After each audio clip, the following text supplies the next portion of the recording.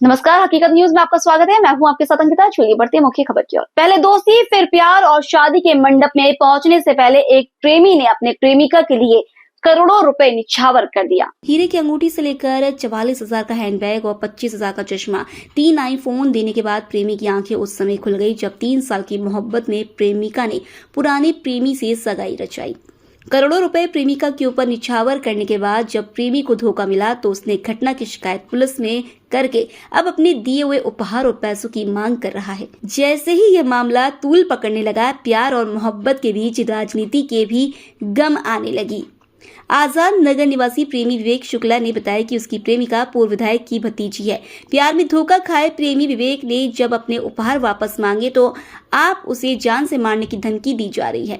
Police अधीक्षक कार्यालय पहुंचे प्रेमी ने आरोप लगाया कि बीएसपी के पूर्व विधायक अब भारतीय जनता पार्टी की शरण में है, जिसके कारण अब उसे जान से मारने की धमकी दी जा रही है।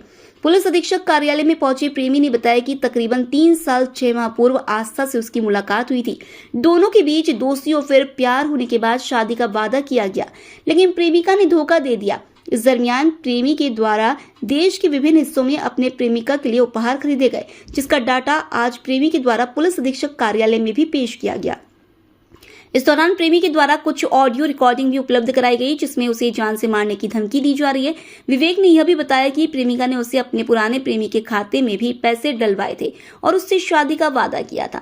अब प्यार में धोखा खाने के बाद विवेक शुक्ला अपने दिए हुए उपहार और पैसों की मांग कर रहा है, जिसके लिए पुलिस थाना सहित पुलिस अधीक्षक कार्यालय से शिकायत की गई है। आप लीजिए जो भी आप अपनी बेटी से क्यों नहीं बात कर रहे हैं? आप अपनी बेटी से क्यों नहीं बात कर रहे हैं? क्या उससे बात की है आज, तभी तो आपसे बात कर रहे हैं। क्या बोल रही हैं? वो तो बोली गई है कि पैसा हमको दिए। मेरा नाम विवेक है। मेरी एक लड़की से दोस्ती थी, आस्था उर्मलिया, सन ऑफ ब्रजेश उर्मलिया, ग्राम क्षेत्र डभौरा। लगभग अगस्त 2021 में से दोस्ती हुई। उसके कुछ ही महीने बाद इन्होंने शादी का प्रस्ताव रखा। उसके बाद महाकाल मंदिर में कस्में वगैरह खाई चलकर साथ में। उसके बाद ये पैसे का लेन देन इन्होंने शुरू करवाया मेरे से। लगभग आपको दिखाना चाहूँगा यहाँ पर 165 या 66 बार में इन्होंने लगभग 20 लाख रुपए या 22 लाख रुपए अकाउंट में लिया है, खुद के अकाउंट में लिया है। इसके अलावा 2 लाख रुपए अपनी बहनों के अकाउंट में लिया है, कैश लिया है, और इसमें डायमंड रिंग लिए हैं, एप्पल के फ़ोन लिए हैं, एप्पल की घड़ियाँ ली हैं, और इसके अलावा गिफ्ट्स, कपड़े, और ये बहुत सारी चीज़ें इसमें ऐसी हैं जिसका इन्होंने स्कैनर भेजा है, लिंक भेजा है, इसमें पेमेंट कर दो, हेयर कटिंग का। ये सारे जो एविडेंस हैं ये हमारे पास यहाँ पे इनकी चैट जो है वो रखी हुई है 2021 से आगे की। ये सब हिस्ट्रीज़ हैं, आपको बताना चाहूँगी इसमें सब। और इनके फादर ने इसके बाद इन्होंने किसी और से सगाई कर ली। फिर हमने पैसे की अपनी डिमांड रखी, हमारे पैसे वापस किए जाएं, तो जान से मारने की धमकी दी गई। हमारे घर में अज्ञात लोग घुसे जिसकी हमने शिकायत भी की। उसके बाद उचित कार्यवाही नहीं हुई, लेकिन हाँ उसके बाद माहौल शांत हुआ। फिर हमें फर्जी मुकदमे फंसाने की पूरी कोशिश की गई। कामयाब ना होने के बाद फिर हमें फ़ोन किया गया कंप्रोमाइज़ के लिए स्वीकार किया गया। मेरे पास उसकी वॉइस रिकॉर्डिंग है कि हाँ हम पैसे देंगे, अब स्वीकार कर रहे हैं। लड़की के पिताजी के पैसे देंगे, हमारी बेटे ने लिया, उसके लिए हमने एक जो रिकॉर्डिंग है सभी को दे दी। लेकिन पैसे देने से फिर ये मुकर गए और हमें फिर से धमकियाँ लगातार दी जा रही हैं।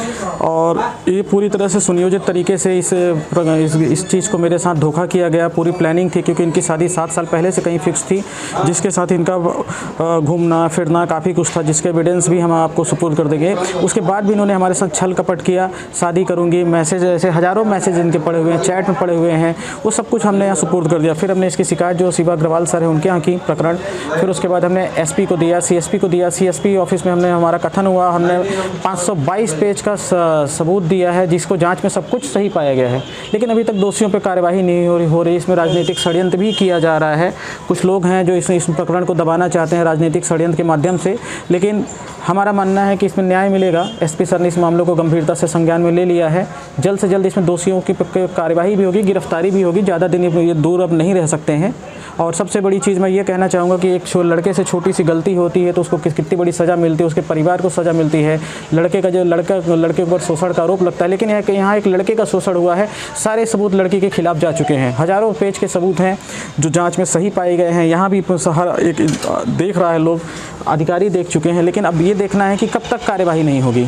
लड़की कहाँ के रहने वाली, जान पहचान कैसी? लड़की एक किसी दोस्त के माध्यम से जान पहचान हुई थी। मैंने अभी बताया कि उसका नाम आस्था उर्मलिया है, डभौरा क्षेत्र की हैं। डभौरा थाना क्षेत्र के अंतर्गत उनका आता है।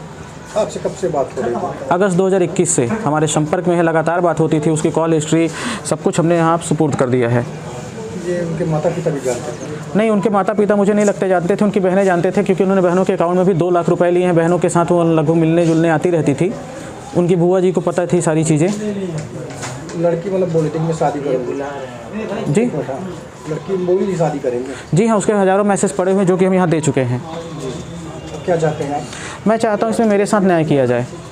नाम बता दीजिए। विवेक शुक्ला, कहाँ के रहने वाले हैं? रीवा। यहाँ धोखाधड़ी भी की गई है, क्या पूरा मामला है?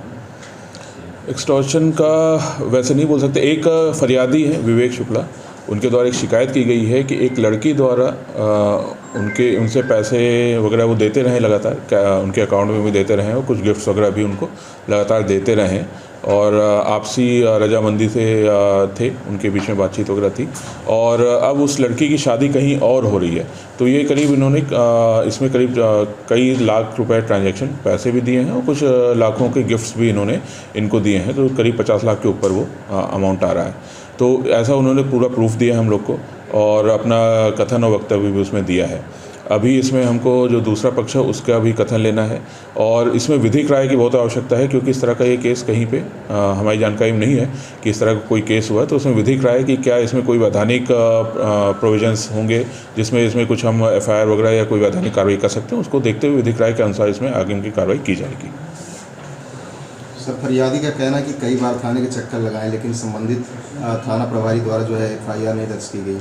जैसा मैं बोला कि ये इस तरह का ही कोई ऐसा हमारे पास केस पहले नहीं आया है और विधिक राय इम्पॉर्टेंट है, ना ही हमारे पास कोई ऐसी FIR पहले की है क्योंकि कई सारी चीज़ें होती हैं वो क्लियर कट धाराओं में उल्लिखित होती हैं कि इस तरह का होगा तो हम 420 मानेंगे, इस तरह का होगा तो हम 376 मानेंगे। तो जो ये केस है या शादी का झांसा मानेंगे, उसमें भी जब किसी महिला या बच्ची की तरफ से हमारे पास आता है तो उसमें भी एक डेफिनेशन होती है उस चीज़ की। अब इसको धोखाधड़ी की श्रेणी में माना जाएगा कि नहीं माना जाएगा, वो पूरी हमको विधिक राय के अनुसार ही और जो कथन अनुसार है उसके आधार पर हम उसको निर्णय ले पाएंगे। उसमें सर, आवेदक का कहना लगातार जान से मारने की धमकी मिली। मैंने उनसे कहा प्रूफ आप मुझे दें कि ऐसा कुछ हुआ है तो मुझे बताएं और उसमें भी हम कार्रवाई करेंगे। ठीक।